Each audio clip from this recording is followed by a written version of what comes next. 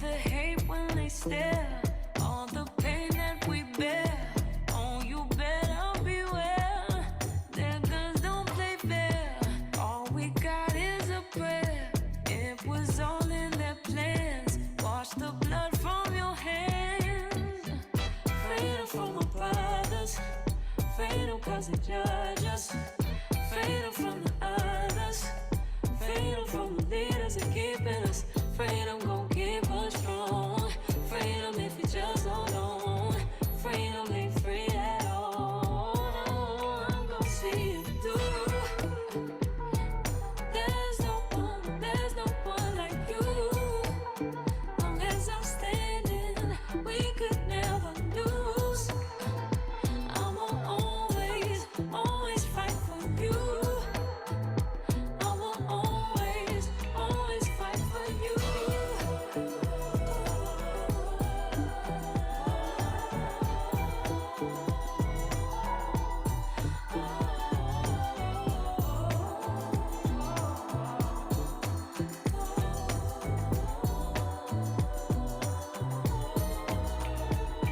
Mental institution causing so much confusion. Seems the only solution is a new evolution. We can't take it no more. No, it can't be ignored. When they knock down your door, will you be ready for war? Freedom cause they need us. Free from how we see us. Freedom won't you free us. Freedom doesn't hang from the trees. Freedom from injustice. Freedom from corruption. They're aiming for destruction. And you know they're gon' see it through.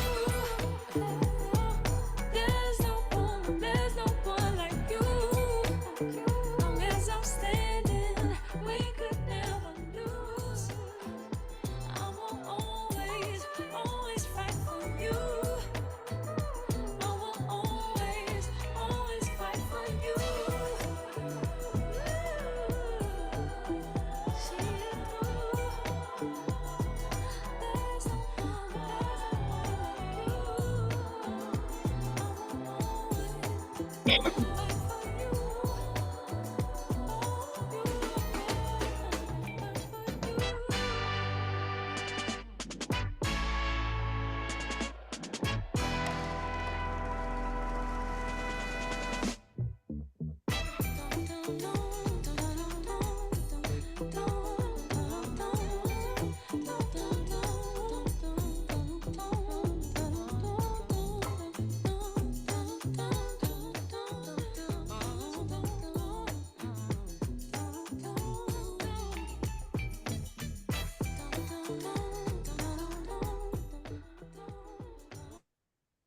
All right. Can you hear me okay?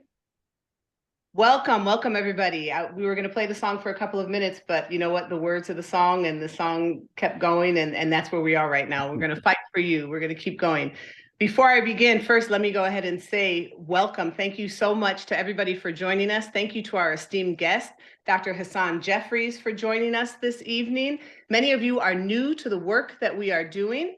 And so we're going to have a conversation here this evening. But first, I want to introduce who we are, the organization that is holding this conversation. And then I will introduce Dr. Jeffries, and we will talk about where we are and how we have gotten here. Very appropriately, it is entitled, Where Do We Go From Here?, which is a play on Reverend Dr. Martin Luther King Jr.'s book, Where Do We Go From Here? Chaos or Community? With his recognition that we had a choice, that the country had a choice, and that we had to be very intentional about the path that we chose, and we choose community. That's an easy and a very challenging choice. I'm Dr. Terry Ann Scott. I'm the director of the Institute for Common Power. The Institute for Common Power is the organization that is hosting this talk tonight. I'm a former professor of African American history from Hood College, and previous to that, the University of Washington, as well as an editor for the Journal of Sports History and American History Association. The Institute for Common Power, as I said, is the organization holding this tonight. We started in 2022. I walked away from a tenured position to be the director of that organization for a very particular reason. We are an educational 501c3 branch of an organization called Common Power. Common Power is a Seattle-based group that mobilizes volunteers for voters. This past election season, we had more than 1,500 volunteers around the country in battleground states trying to secure our democracy, trying to make sure that people have what we believe to be the most common power among them, the right to vote. And how does the Institute fall into that? Well, we also believe that to sustain people in the work that they're doing in mobilizing voters, that we have to make sure that they are educated. We have to use history and education to catalyze them to action. We have to function as an example of how to dismantle systems of injustice. And so the Institute does that through lectures, through workshops, through learning experiences, through national programming, through 24-hour teach-ins that Dr. Jeffries was a part of. And we do that through something called vision conversations. That's what we're having right now. A vision conversation with people who are history makers, with people who don't just leave that history in the past, but allow us to historicize our modern environment and to use history to inspire us, to warn us, and to catalyze us to action. At the Institute, we say education to action. What's left out of that is education must lead to action. And that's why we're here tonight. A little bit about tonight's format. First of all, we have a webinar for a reason. Because with the work that we are doing in trying to expose injustice, in trying to create a just and inclusive democracy, what we find is that we ruffle feathers. And I know that when we ruffle feathers, that means we're getting into good trouble. So we're okay with that. But what we're not going to have is people come and bomb us and use any of the racial epithets and things that we've had in the past. So we switched to a format that is a webinar for a reason. We have a chat that is open and monitored. And we encourage you to put questions in that chat, to have conversations in the chat. We have two incredible staff members from the Institute for Common Power, Dr. Devin Geary and Jordan Schulte, who will be monitoring that chat and making sure that we get the questions that you are asking. And also tonight, what we plan to do, Dr. Jeffries and I'll be asking him the questions, feed me the questions that you would like for me to pose to him, processing the results of this election and what it reveals, and then action steps. One of the big things that we're getting right now is, what do we do now? What can we do? Where do we go from here? And I'll tell you something about this. Originally, this was going to be a lecture, a standard lecture. Dr. Jeffries is a friend of the Institute. He was going to come in and have a PowerPoint and talk about what happened following the 1965 Voting Rights Act and how people mobilize. And we will be talking about that. He will tell us about that. But he called me a week ago and said, we need to switch formats. People need something else. He needs something else. We want to be able to process and understand how we arrived at where we are at this moment, and provide people with the inspiration they need to keep going and to create change. And that brings us to our esteemed guest, Dr. Hasan Kwame Jeffries. He is a professor at The Ohio State University. He is also the creator and host of Teaching Hard History podcast. He has written numerous books and articles, including the famous Bloody Lowndes, and he's been the lead historian for the National Civil Rights Museum at the Lorraine Motel. His accomplishments go on and on and on. And when you look at the Eventbrite where you signed up, you can see a more comprehensive list of all that he has done. He's a friend of the Institute because he believes in not leaving history in the past for us to study it. He believes in using history in the way that we do in our philosophy at the Institute to catalyze people to change. Welcome, Dr. Jeffries. Thank you for being here. Well, thank you so much, Terry. It is always an honor and pleasure to be with the Institute and to be with you, especially. You're absolutely right. A week ago or so, shortly after the election, I said, listen, we have to change the format. But I didn't just say we have to change the format. I said we have to change the format. We have to have you to be a part of this conversation, dialogue, and discussion. And hopefully everyone who does not know you knows you by now, even just from the energy of the introduction and knowing and the ability to share and express the urgency of the moment and your scholarship. I'm very much looking forward to dialoguing with you, listening and learning as well. I appreciate that. Thank you very much. I'm looking forward to it too, because I think both of us, we do this work. We have people who come to us and say, help us make sense of this. And also we're human. And we maneuver through the world as people of color, and we maneuver through the world as parents trying to explain that to children. And so I am really looking forward to being in conversation with you and seeing how we can support other people and explain to other people what we need to do to turn that education to action. The last time I saw you, was in Chicago. We were at the DNC, and there was so much energy. It was infectious, the kind of excitement that people had around hopefully getting into office, the first woman to be president, the first woman of color to be president. It was almost palatable. I can remember the very last night when they were playing Freedom by Beyonce and how people felt. And it felt like this is a person who is uniting people across difference. And when you looked around that auditorium, people were from every race and religion and ethnicity. And that felt like what a reflection of America is, where people were coming together.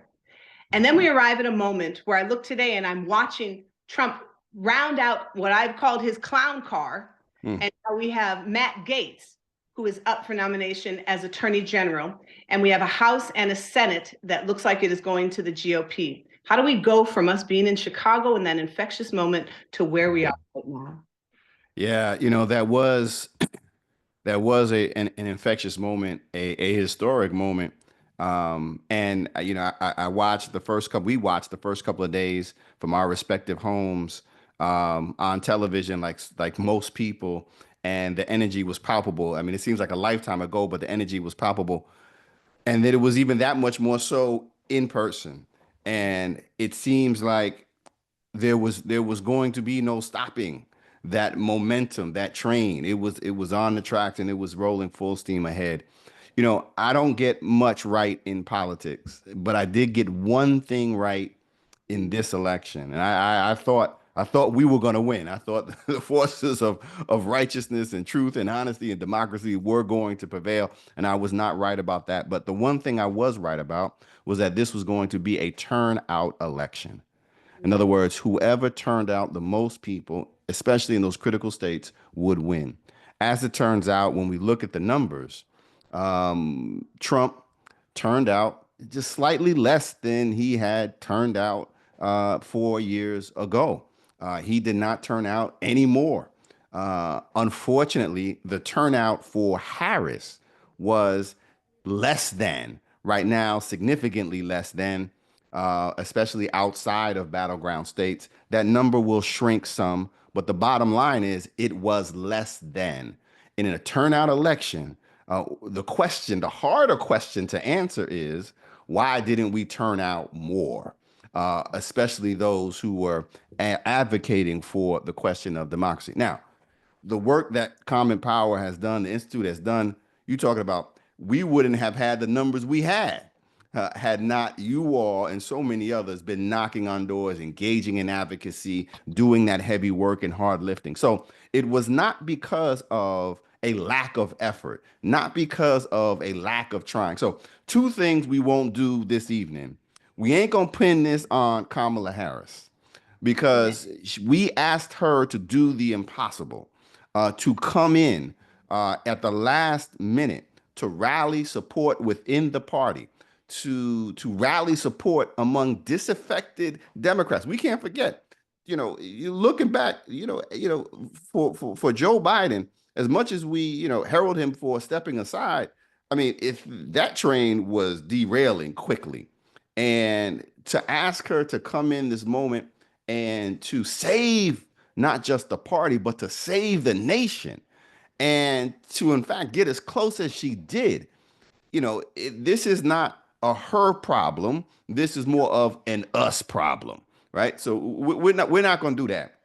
The other thing we're not going to do is we're not going to get on those folk, those grassroots organizers, those people who came out with Common Power, with the ACLU, with the NAACP, with student groups, to knock on doors, to make this a competitive election, right? And to turn out as many people as actually turned out. Millions of folk who truly believed that this was a critical election and that they were going to come out and do it. I mean, I was inspired by former students, current students who were like, Dr. Jeffries, we're out here in the streets and we're knocking on doors and we're going to make this happen. So this ain't on them either. So when we sit back and do this sort of autopsy, the question really becomes, two things. Why didn't we get more people to turn out? But I think the more important question, and that can be answered in part by economics, right? I mean, there was this sort of sense of inflation and economic crisis. But the bigger question, The question that not enough people are actually willing to wrestle with, I think, in this moment, is the question of what was it that animated so many to turn out for Donald Trump, to turn out for and support somebody who was clearly embracing white supremacy? I mean, every ism that you can possibly think of, that was him. And then that's the serious conversation that we have to have. I mean, one of the things, and then we'll love to get your thoughts on this too. One of the things that is clear to me as a historian is that racism in particular, like fear mobilizes people, and Republicans have been playing the fear for generations. There's nothing new about that.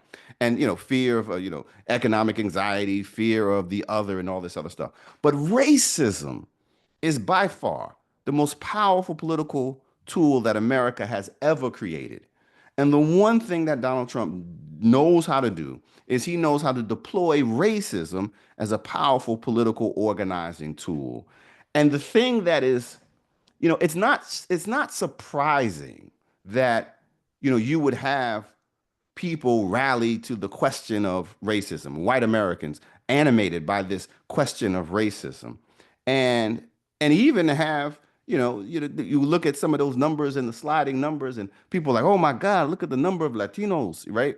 Who sort of shifted, particularly Latino men who sort of shifted towards into the Trump column, into the column of political conservatives. Like, what? Well, you had the immigration. They talk about immigration and build a wall at the border and all this other stuff. But then what happened as we got closer to the election? Donald Trump starts talking about Haitian immigrants. He starts talking about Congolese. In other words, the language of racism. People are like, well, ain't he talking about Mexicans? No, he's talking about black people. And guess who also? Too many. In this world in which we live, the global line of white supremacy extends across the world, right? I mean, that resonates. They're like, oh yeah, like we get that. We don't want them here either, right? I mean, so again, falling back on that question of the power of racism. Now, not everybody who voted for Donald Trump, even among black folk like that too, like that. The racism knows no bounds. When belief in white supremacy becomes internalized, we got to deal with that too. Although, no one jumping around here, I got a lot to say. Although, we can't fall for that. And I don't know why we were falling for it, like black men in particular. Black women gonna be solid. We should all just shut up and just do what black women do. But black men fall trailing a little bit behind. But there was no big conversion over to Donald Trump and to that side. I mean, that was nonsense, and we can't let them talk about that because that then, right? It's like, oh, all these black men are rushing over to Donald Trump. What was that? That was giving the racists the cover. Oh, we're not racist. This is not a racism. Look, you got three black men in a barbershop down in Atlanta who support us, right? So we have to be mindful of the way that plays out.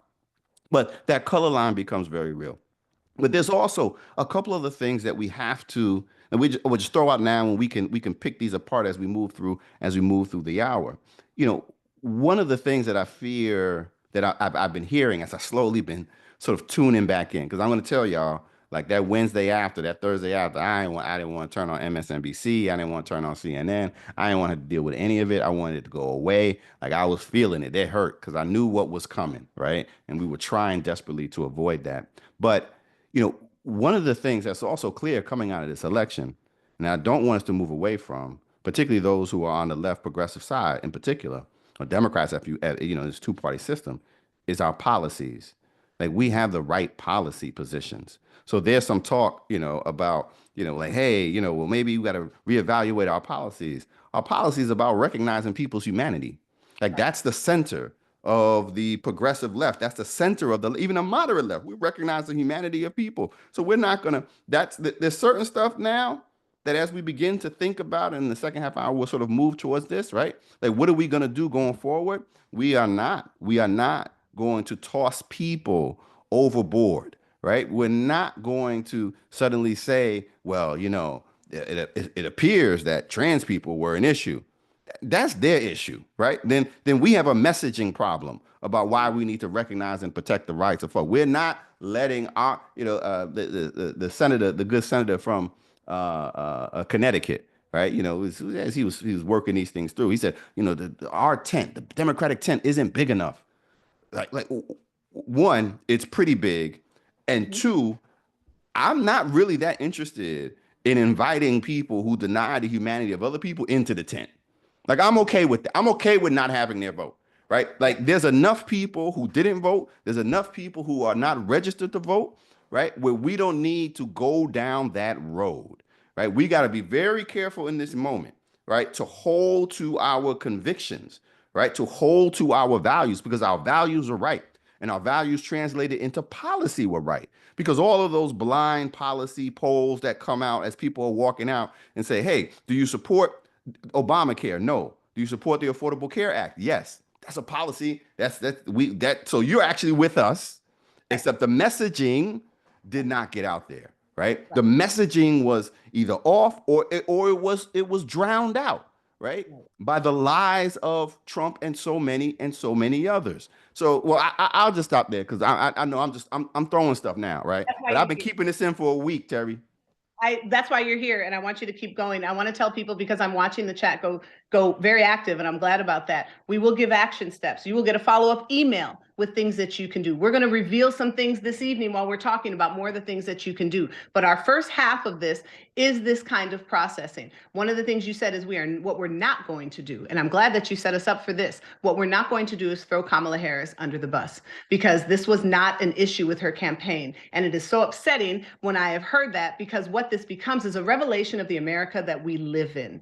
And so you hear a number of people who say, well, the democracy played out the way it was supposed to go. This is how democracy works. We just have to suck it up and deal with it. And what that is a failure to recognize is, number one, we had a number of voter suppression laws that were enacted since 2020 that actually were able to diminish the constituency and really make it more challenging for a number of people to vote. That's number one. But number two is this erasure of humanity that you're talking about. I was knocking on doors in Philadelphia just before the election, in the few days before the election. And I got up and I spoke to the volunteers that we had there.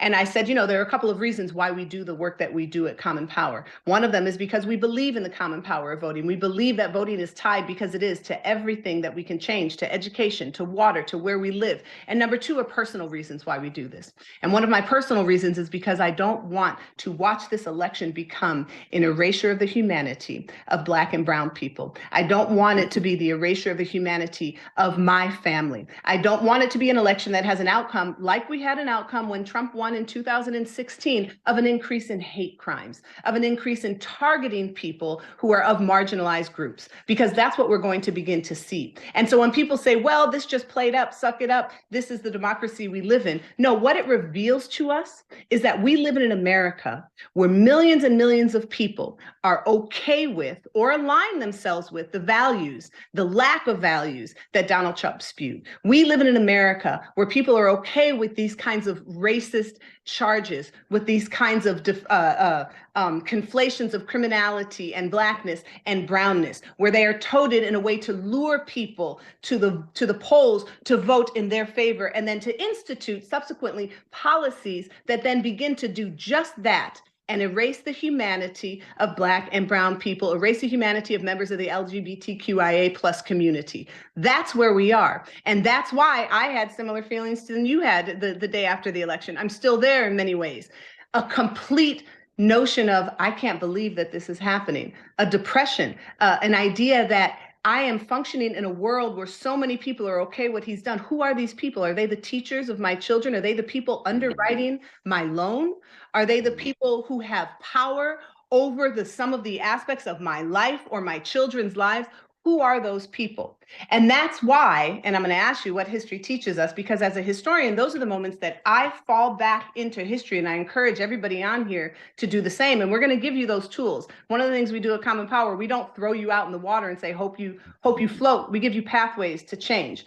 But I always talk about history as a self-help book, because I look back and I think about the people who, Hasan, I know people like Joanne Bland, Charles Molden, people who are history makers. Joanne Bland was 11 years old when she tried to cross the Edmund Pettus Bridge in March of 1965. She had already been arrested 13 times trying to secure the right to vote for us. And this is the moment for everybody here that we look back in history and say that if those history makers could face what they faced and still get up each day and push and fight for the good of others, then we've got this. We have no excuse not to get this. We can be upset, we can be sad, we can work in community, but we work and we keep going forward. So in your estimation, what is it that history tells us about this particular moment? Well, I think history tells us that this moment is, if not, the moment wasn't inevitable, but the moment was possible. Mhm. Like we often think about the other side, right? The other way, like America will always get better, right? And it's this forward march of progress. When history tells us that in most often things get worse when you have people who are advocating to extend and expand rights. We're in one of these moments where things are getting worse. That doesn't mean that we are doomed to failure and doomed to defeat. It just means that we got to be prepared for the moment in which we find ourselves. And the reality is, having lost this presidential election, that we need to brace for impact. Mhm. And that's something that I think we just have to, we have to draw on the strength of those who came before us and know that for generations, Black folk, women have had to brace for impact, right? Yeah. In these pivotal moments where we think we're going to move forward and it doesn't work and we move backward, we get yanked and pulled back. But the beauty is knowing that there's beauty in this, that there have always have been people who have been willing to stand up and fight. I mean, you've called their names, some of the names of Joanne Bland's, the John Lewis's, the Good Trouble, right? And so many people whose names that you and I don't know, but who are in communities around this country for generations. There have always been people who have been willing to fight, even during the toughest of times. So that's not going to go away. That number may shrink, and we can talk a little bit more about that. But there have always been people willing to fight. My spirits have been buoyed, even though I haven't wanted to answer the emails, have been buoyed by the messages that I've been getting from organizations and from others saying, take your time. The ACLU of Ohio, take as much time as you need just to breathe, just to compose yourself, just to gather yourself, and know that when you are ready, just like Common Power, know that when you are ready, we are going to be here and we are going to fight together and fight on. That to me, that's the this is also why it's so important to study African American history, because that's been the African American experience. And I think too why so many don't want us to learn that, right? That there have always been people who have been willing to fight. And that's the way change has occurred. Change isn't going to occur simply because of the passage of time. Change is going to occur because people are willing to sacrifice and fight even after they are defeated. And that's where we are now. Like we took a loss, we took it hard, and it's things about to get worse, and we got to understand and prepare. But that doesn't mean it's over. That means we're going to keep going. Right. Somebody said there's a backlash since Obama. We'll take it even farther than that. There's been a backlash since any type of progress among people of color in this country. There was a backlash to the progress in Reconstruction among Black political office holders, and we get the rise of Jim Crow. There's always a backlash, but we have to continue to fight. We fight in community. We keep pushing. And I love what you just said. That takes some time. I've gotten some of those messages too, personal messages from some folks. Thank you for the fight. Take a little bit of time, and then we regroup and we keep going. And you said that is one of you struck something that some of the people in the chat are talking about. That's one of the important things about history. You and I have dedicated our lives to researching, to studying, to teaching people about history, not just our professional lives, but this infiltrates our personal lives too. And we also are able to draw strength from that history.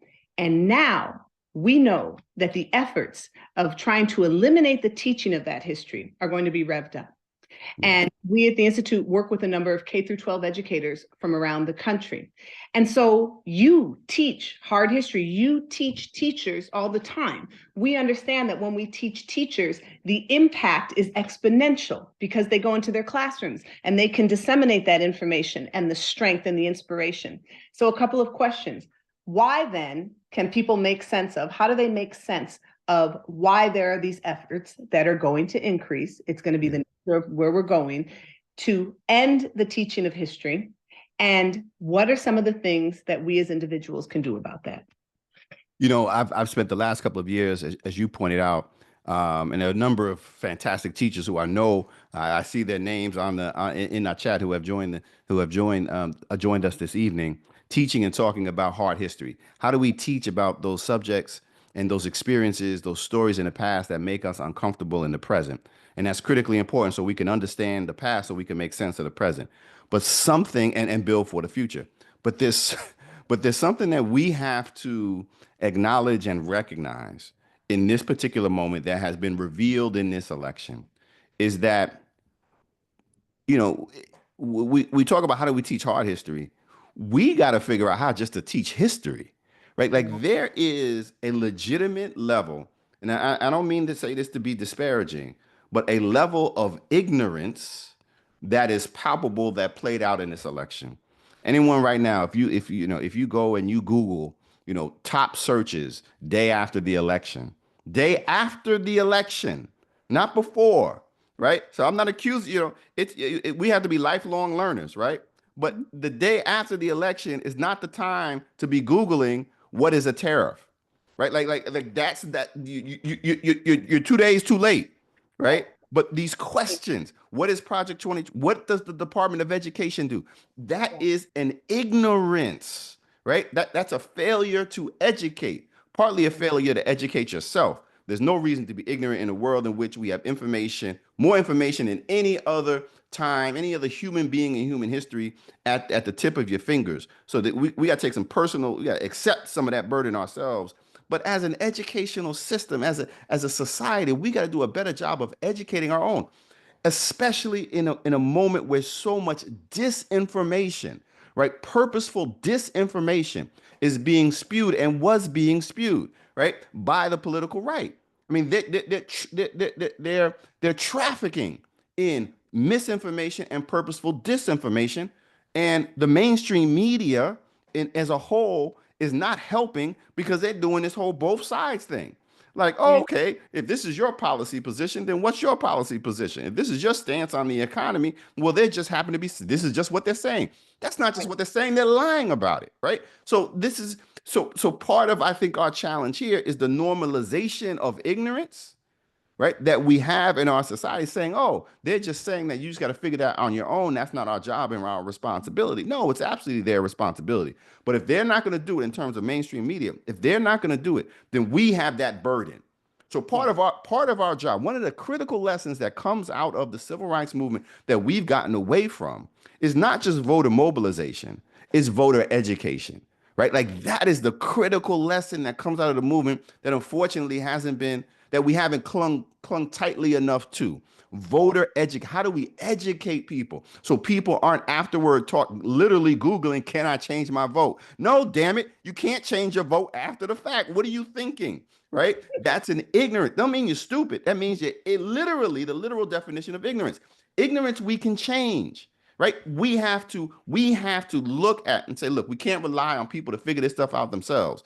And we can't just call people out. We have to move, like one of the ways in which we move people from ignorance to education is by asking questions. Do you know what a tariff is in this situation? Like what does a tax look? What does the Department of Education look like if you are a black college student and 80% of black college students have Pell Grants that are tied to the Department of Education? Do you understand what the consequences and the stakes are going forward? And on almost all of these issues, we actually have the truth. We actually have the facts. We have the right policy prescriptions, but it's being lost in this milieu of confusion and nonsense.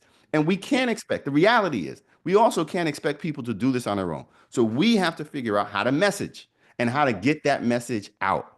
Bernie Sanders, but we can't do that. Like, I don't understand. Like, this is, I turn the TV on and I got to turn it off. And reading Bernie Sanders talking about we got to reach out to the working class. We are the working class. Like we have the policies of the working class. Can we do better? Yeah. Should we do better? That's what we Many need of them to are do. voting against their own interests. Yeah. What are you saying? Now, the other thing on that point, because I saw in the chat too a lot of this conversation of and people always say it's well, you got white folk, non college degree white folk voting against their interests.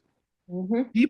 People rarely vote against their own interests, especially their own economic interests. They rarely vote against their own economic interests.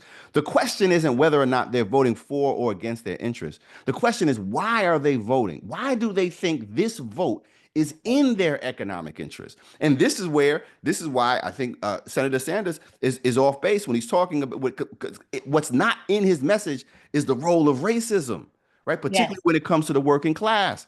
Where because we started this conversation. yes. So Yeah. I mean, this is why we have to lean it there. Now with Harris, there is the misogyny and the sexism. We understand that, and it's mixed in with the racism. But these critiques now, right? It's like, well, why are these poor white people in Mississippi, right, who are dependent upon the government, right? Why are they voting for somebody like Donald Trump and a government that a Republican Party that has little to no care about their interests? Because in their mind, right, their economic woes are not because of Wall Street billionaires. Their economic woes are because of black and brown people who are coming over. That's the racism. So it's framed as they're the problem, right? And when clearly they are not. So how Oh, do we no get that? problem.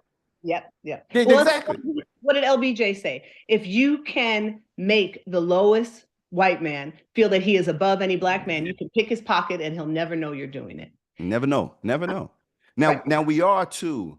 So we have that, and that's not new, right? I mean, that has been Republicans, have been framing the problems of sort of the economic transformation on a global scale and blaming it, right, on low wage workers of color around the world, right? It's some low income, low wage worker in China who's to blame rather than the corporation that decided to take your jobs and ship them over there, right? Like we've been playing that game, for the longest time. But part of, I think, what we need to really wrestle with in this moment is like, how then do we get people to understand, right? To see this world for the way it is and not simply for the way that somebody tells them it is. And one of the real challenges, and I've seen people talk about this. I've talked to my mom, and they were Trump voters, or my brother or my sister, and now I don't talk to them anymore. And the challenges of getting them to just embrace and see simple facts. Like, I'm not even trying to tell you who to vote for. I just want to explain to you what a tariff does, right? And they're like, no, no, no, no, because Donald Trump said that tariffs are the way we're going to save this economy, and it's not a tax on the American people. Part of our challenge that it's as true today, that, a week after the election as it was leading up to the election, and why it's become so difficult to rationalize and have rational and reasonable conversations with people steeped in the politics of the other side. Not those who just thought that, oh, voting for Trump is no big deal. I'm talking about those who are gone full MAGA. Is Mm-hmm. that the politics on the political right have now become like religion and become like and others have heard me say, like the Abrahamic religions, right? Islam, Judaism, Christianity, which are rooted in this concept of faith. And faith is belief in the absence of fact. So there's nothing I can tell to you as a devout Christian, right? Say, this is a historical fact that counteracts your particular belief that's going to move you. Because the basis of your belief is this belief in faith, and facts, and that has nothing to do with facts as you understand them, right? And now, but what if our politics become like a religion, right? So people were tossing around, this is a cult. Well, it has the elements of this religious fanaticism in which there's nothing I can present to you that will move you off of your position because they said it so. That, so when we're talking about that level of belief, then appeals to them, there's nothing that you can say. So, if there's anything that we did and I would like us to do differently is, and we see this in the numbers now, very few people who were committed to Trump moved off of Trump. Very few people who were Republicans moved off of the Republican Party. That was minimal. So the effort to get them to move, all right, a lot energy was expended on that. We would do better then. We would have done better, I think, and we certainly will have to do better going forward, trying to get people who already are committed, right? Those who have who are that vast majority of folk, right, who are on the sidelines, right, who feel disenfranchised, who feel disaffected. We got to move them into the body politic. They have something to say. They have something to gain. I think we will have better results if we begin to organize and do our outreach and education to them rather than to people who are so deeply steeped in this new political religion. That answers actually one of the questions that somebody had, because they said they saw you speak at Columbus State about the 1619 project in 2020, and you said politics has become more like a religion, and how frightening that is. Do you still have that stance? And I think you answered that. I want to go back to some of the education that we're talking about, because people on this call, they come here, you all are here to understand what we've been talking about, process how we have arrived at this particular moment, and then think about what to do next. And a few things I want to mention there, and some of them stem from the work that you are doing, and actually something that you tweeted recently that I think is very appropriate here. Number one, the importance of history. And we have a lot of educators, as you noted. And I know you have gotten this over the years. I've gotten this over the years when we have these anonymous evaluations, or even students coming to us saying, I was taught a particular way. I was actually raised to be racist. I was raised with racist ideologies, but coming to your class and learning the history of African Americans, I understand that I was raised incorrectly, that those things are not true. And I've seen this over the years, and I know you and I have talked about this. You've seen this too. And so that is the power in education. It's also the reason why people want to stymie our ability to do that, because of the kinds of bridges that education builds. Number two, school boards. We had a conversation this morning among our staff. We had a planning meeting for the Institute and thinking about what are we going to do in the upcoming months. And this is a common thing that we talk about in Common Power, is school boards, the importance of school board elections. Because when we think about that history that's being taught, or the history that's being removed, and the power of it, it is on the school board level that they have so much power to decide yes or decide no. Organizations like Moms for Liberty, who have been, as horrific as they are, have been genius at mobilizing on a local level. And we have to be just as astute in countering their mobilization efforts, which means everybody on this call, whether you have a child in public school or not, showing up to the school board meetings, making your ideas known, because the silence then translates to, oh, nobody is on this side. And so the noise of a Moms for Liberty supporter becomes something that has the ability to become canon. And so we have to be the voice that counters that. Number three, you're wondering what you can do on an everyday level. This is something that you tweeted when you said going into the holidays, going into spaces where you're going to be interacting with family and friends, and people say, I don't talk about politics. Well, that's the problem. That's the problem.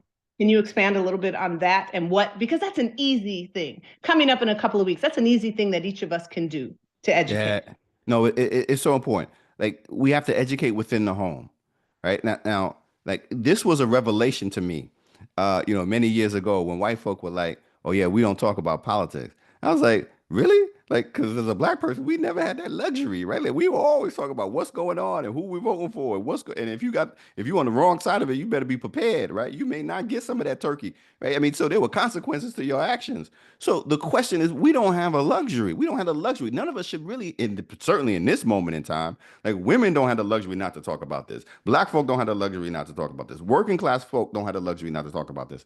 But it's also more important, right? In the sense that family members, I know it's hard to talk to some family members who are really steeped in this, but we have to try, because they're not going to listen to me, right? Like, they're not going to listen to you, Dr. Terry, particularly our white brothers and sisters, right? Like, the only hope, the only chance to get people out of that sort of cult of belief, right, is to engage them at some level. Now, that engagement, again, one of the ways to do that is simply by asking questions, right? And let them, so you don't have to try to convince, right? One of the ways to begin this is not trying to convince them of the rightness or wrongness of the rightness of your position, the wrongness of their position, right? It's to move into this and engage them simply, slowly. Now, I'm not saying yield ground, right? You hold your ground and firm to your beliefs, but you can always just ask questions, because you got to open up that dialogue, because some of them are just victims of this disinformation and misinformation. Now, you will know very quickly, and some have told me, like, well, my mama said this, like, he's the Messiah. If they talking at Messiah level, ain't nothing you can do, right? You might as well just grab your stuff and go. Like, I get it, it's done, that's over. Maybe they'll come back around before they die, right? But right now, they're all in. It is what it is. But you only know that if you engage in that conversation, and that's critically important. And that's like the ultimate in sort of local organizing, right? And in this moment where we've lost the House, most likely we've lost the Senate, so the federal government, right, is really under assault. What can we do? Where should we focus our attention?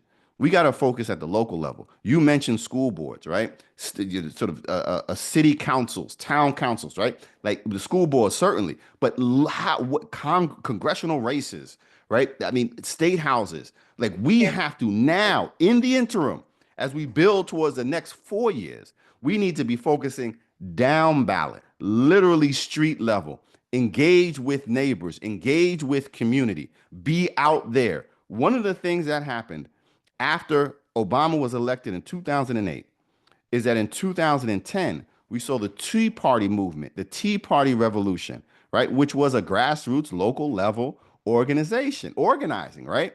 And that happened at a moment that then flips these state legislatures, right? That was the most consequential election of this century, right? Was 2010. That flips those state legislatures, right? They're giving them North Carolina and Ohio by 2012, 2014, these super majorities that then allows them to gerrymander districts. We haven't even talked about the ways in which why was the voter turnout down. As you said before, there's significant dealing with significant voter suppression, right?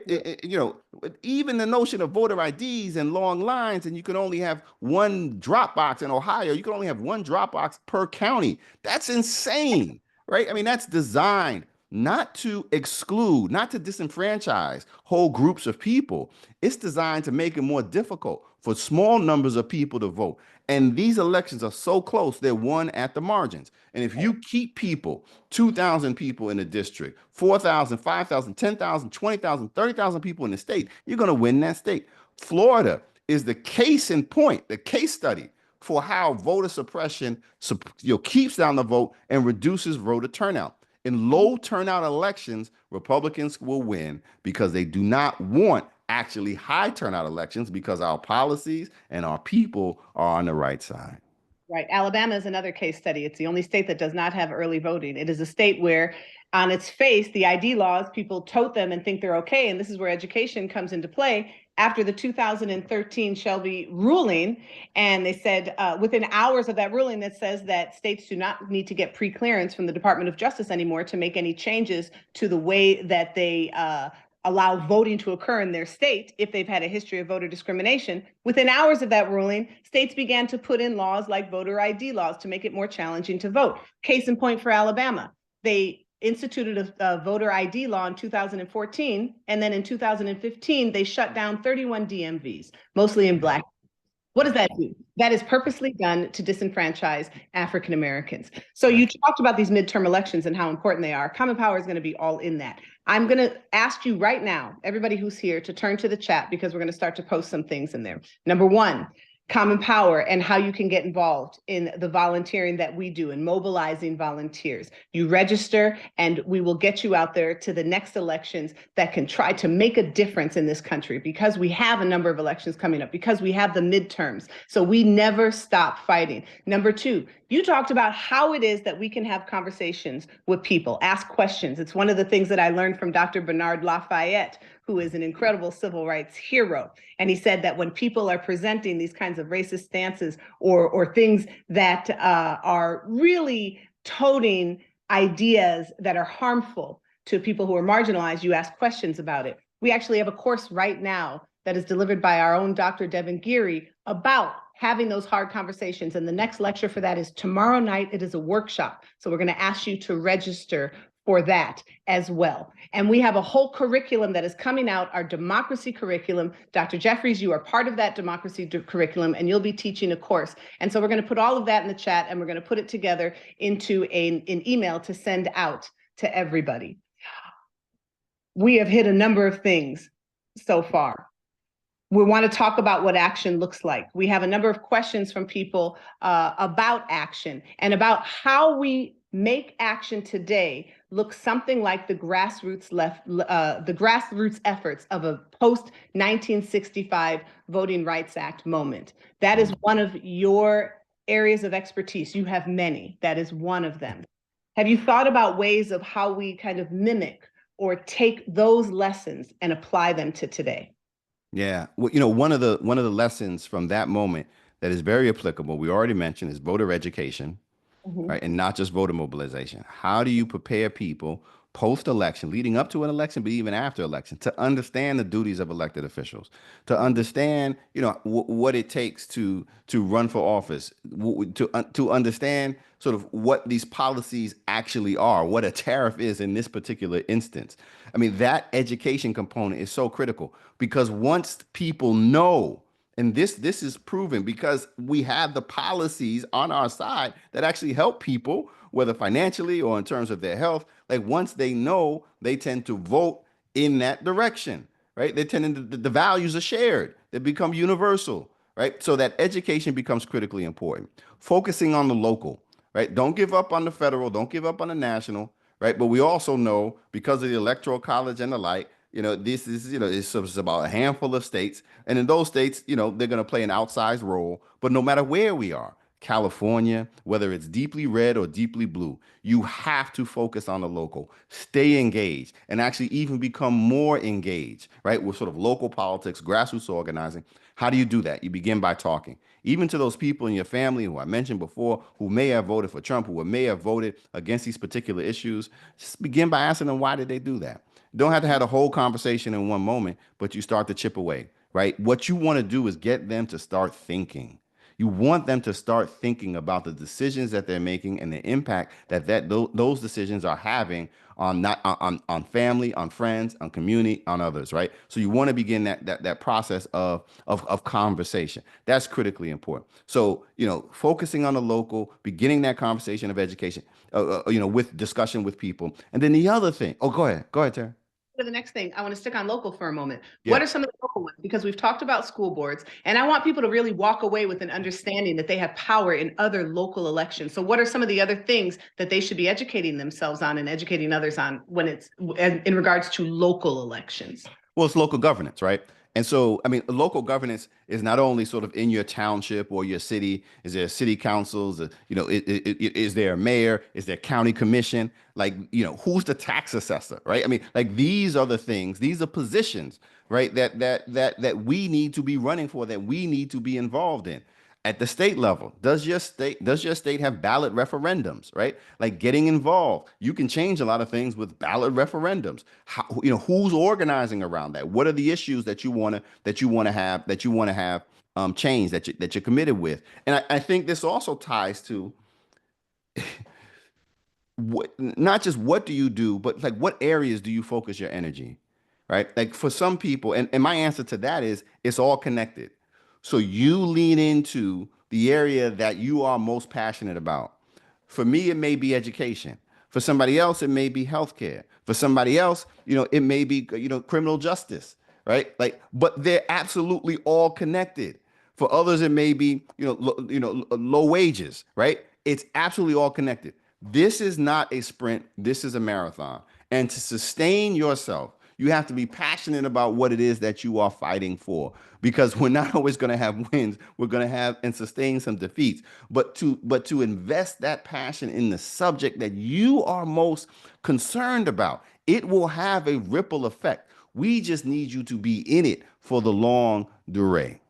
And that is playing on that. Where do we go from here? Chaos or community? That's the direction that we go in when you're talking about that action. Yes, it's national politics and it is this local politics. It's all of the things that you mentioned. It is the sheriff elections. I remember, and I credit very much my father with making me really understand and delve into the importance of knowing the judges in our local communities that we can vote for, because so many people kind of push that aside, or they think it's funny to write in somebody's name. No, the judges power. The judges have the ability to misapply the law. The judges have the ability to ensure a broken system continues. And so we have to pay attention to those, and we have to educate other people about those. I take great pride in taking the lessons from my father and passing them down onto my children, and they now investigate the judges before they go out and vote. It's all of those local kinds of things that matter. I And, want, and go ahead. if I could throw in too, we also have to be careful that we don't over invest in the idea that electoral politics will bring about all the change that we want. In other words, we have to have it, right? We don't have a choice. You got to vote, you got to participate, you have to organize around electoral politics, whether local or statewide or national. But we also have to be engaged. This is a capitalist economy driven by economics. We also have to be grassroots organizing, fighting for everyday people, fighting in the workplace, supporting unions, trying to get better wages for folk. Like that, we have to do some radical changes and demand some radical changes among our this sort of corporate capitalist structure, right? Like we have to hold them accountable. We do, I mean, to watch these companies and corporations buckle because three people from the political right tweeted about DEI is a damn shame, right? So okay, you want to play the pressure game, then let's bring some pressure to bear on companies and corporations, and because that's where the money is flowing, right? That's where it is. And we also can't, real quick, we also can't normalize what's about to come. And I'm already seeing it as they're going through these nominations, like, well, this is the person they nominated, right? Damn that, this person ain't qualified. Why are you acting like he is? Like, stop, don't do that. She ain't qualified in any way, shape, or form. Why are we pretending that she is? We gotta call that out as well. You know what that makes me think of? And I mentioned this to you earlier. It makes me think of when George Wallace is elected and he does his inaugural address and uses that very famous line, segregation today, segregation tomorrow, segregation forever. And if we were to just sit back and the people who were fighting against that sat back and said, well, you know, democracy rolled out, that's who we elected, and that's what's going to happen, where would we be right now? We do not have to sit and say what we see is okay. We should not normalize it because we know that when we fight against those kinds of things, we are on the right side of justice. So we have to be aware of that. We are going to bring in, because we have, you know, a few minutes left, but I know you're coming back. So I'm going to say we're going to have this conversation again. I hope you are. I shouldn't just say that knowingly, but yeah, you are wonderful in working with the Institute and Common Power and the work that we do. We're going to bring in Charles Douglas, who is the Executive Director of Common Power. So I think we can promote him to, and then I have a final question, and we're going to talk to him for a while, and I have a final question for you, and I'll actually put that out here now. I want to ask you what gives you hope. Don't answer that yet. But I think what we function in and what defines the work that we do, that you do, that our organization does, is hope. Because without that, we falter. Without that, the forces of evil win, and we falter under the weight of that kind of oppression. So I want to know what gives you hope. Are we able to bring Charles in as a panelist? All right, while we're waiting for that, I'm gonna turn it to you. Did you want to add something? Yeah. Oh, and a question of hope. Well, we gotta wait for Charles. I hope Charles shows up. That's my. Yeah, it looks like they're trying to get the, yeah. Okay. No, it's funny. One of the things we began this conversation talking about the Democratic National Convention, and one of the things that was really palpable there was that sense of hope, hope that we were not going to go back, right? That we were going to go forward, that we as a country were going to change. We were going to move in a different direction. Um, we can't give up that hope, right? I mean, and and I know it ain't easy because I am not naturally an optimistic person. I know a little bit too much history, right? But I also know enough history to know that in the darkest days in this American journey, certainly as an African American, as a black man, as a black person in America, that my people clung to hope, a hope that wasn't just, okay, can we survive this next 4 years? A hope that was rooted in, we are going to survive the next 4 generations. If you were in bondage in 1600, it would be 2.5 centuries before your descendants were free. We're just saying, hold on for 2 years, hold on for 4 years. Like, we can do that. There was my oldest daughter, Asha, was 4 years old. She stumbled outside and scraped her knee, and she came, tears were coming down, and she came inside the house, and I looked at her, I looked at her knee, and I said, does it hurt? And she said, yeah. I said, you know what really hurt? The middle passage. So we can suck this up, right? Like we could feel the pain of it, right? But our people endured. That's the reason why we're here, right? Like, yeah, the outcome of this election is shocking, right? But it's not surprising. We understand how this thing works. But I also understand that people will fight. The fact that we're here 1 week later, not with 12 people, not with 20 people, not with 200 people, but 300 people live trying to figure this out. We're here together. That community is still here, right? And organizations like the Institute is going to bring us together. Other organizations, wherever are you going to bring? We're going to bring us together, and we're going to fight just as hard as we did before. And you know what? We're going to win because we're on the right side of this. We are on the right side of this. Just because we're on the right side doesn't mean we're going to win. We're going to win because we're going to fight, right? And we're going to fight, and we're going to fight harder than ever. That's just what we have to do. That's just what we don't have a choice in this. We who believe in freedom cannot rest, and we won't rest. And we'll fight together, and we'll do it.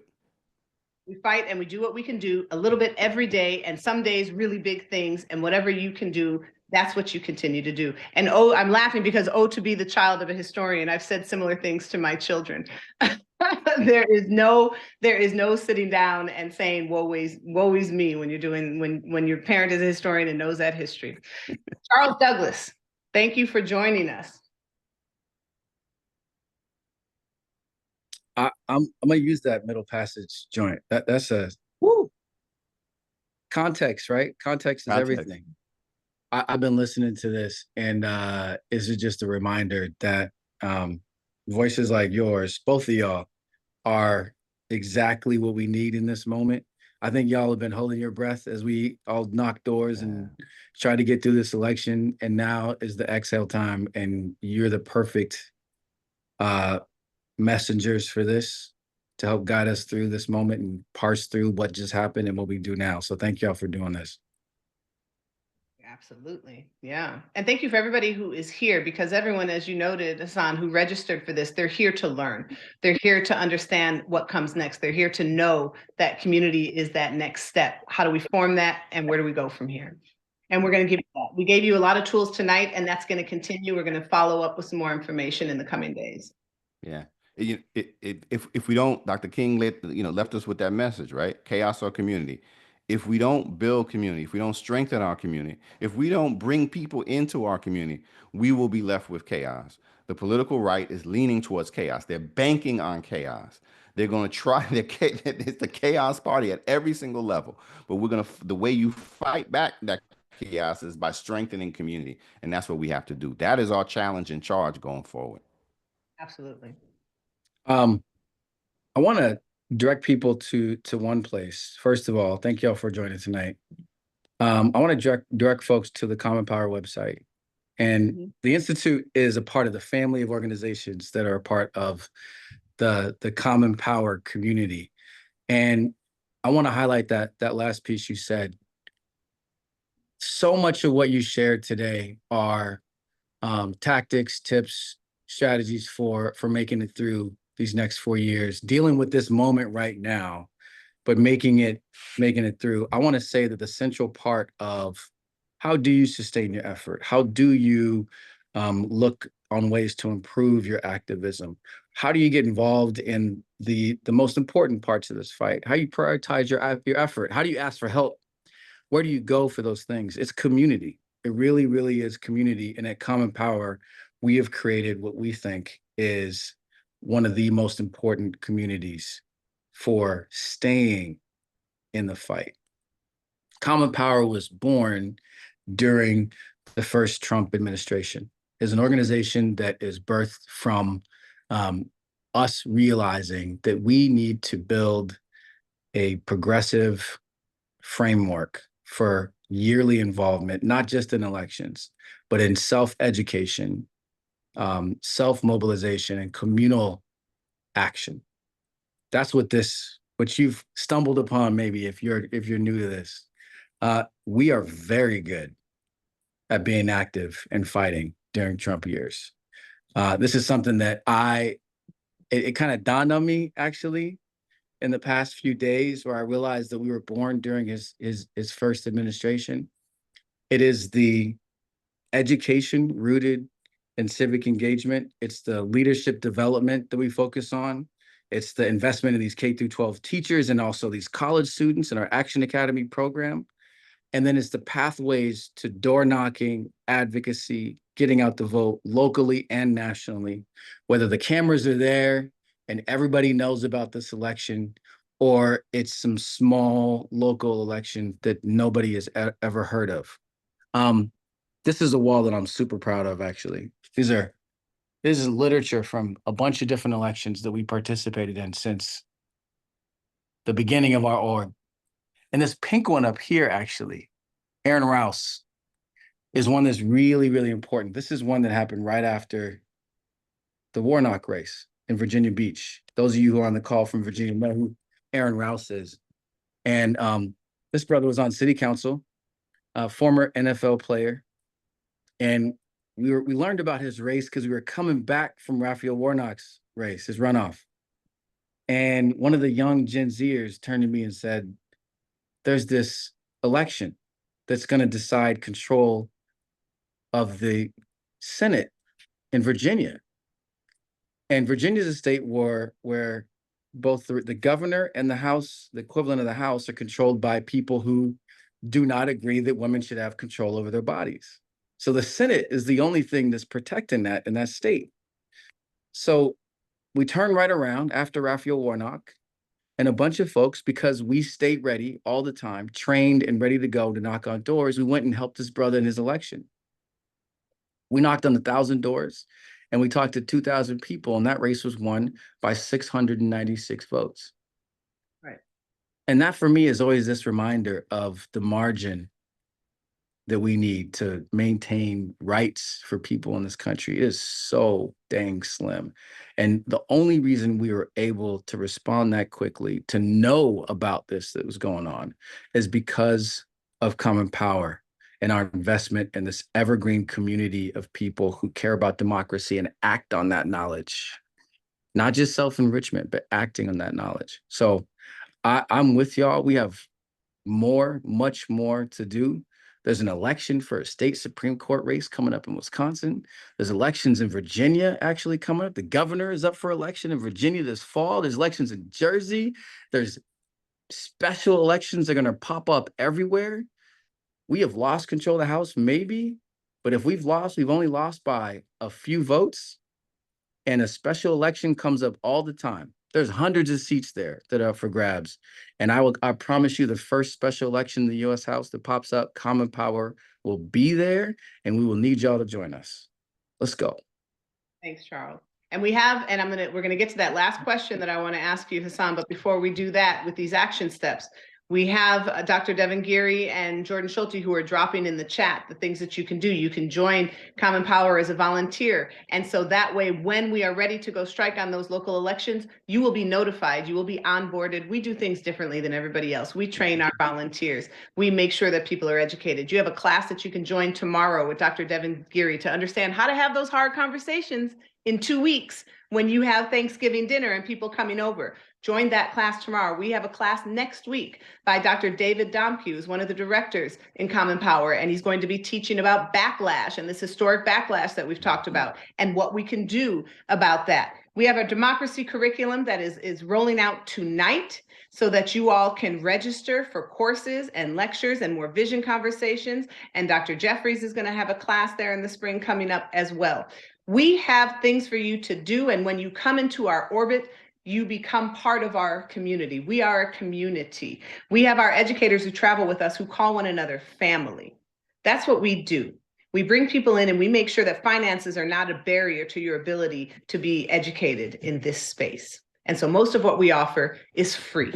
We make sure that you have a pathway to change. That's what we do. That's why we left careers that we have to come and do this work. That's why Dr. Jeffries has I don't think you've ever said no when I've asked you to join, even if it's, can you join a call in 3 hours? And you say, sure. That's why you were on the ground with me and Charles and Dr. Uhuru Williams in Florida when we had a 24-hour teach-in to teach truth and to teach history and broadcast that across the nation. And you did it despite the fact that we had to have armed guards 24 hours because of the kinds of threats that we have. That's our community. That's how we dealt with this work. So I asked you this, and I'm going to give you a chance now to answer it. What gives you hope? What do you leave us with about hope? The hope is always in the people. The hope is always in the people, and the willingness of the people to come together and to fight for what is right. And I know that victory certainly isn't always guaranteed, isn't always even in sight. But the willingness of people to come together and to fight for what is right, to fight not just for your own rights, but for the rights of other people, to fight to protect and have people's humanity recognized and not to yield ground on that. That to me gives me the hope that we will get through, we will weather this storm. It won't be tomorrow. We're still going to feel bad with every single one of these announcements for these nominees. If the Supreme Court nominee comes up, we're going to feel terrible, but we're going to wake up the next day and we're going to fight.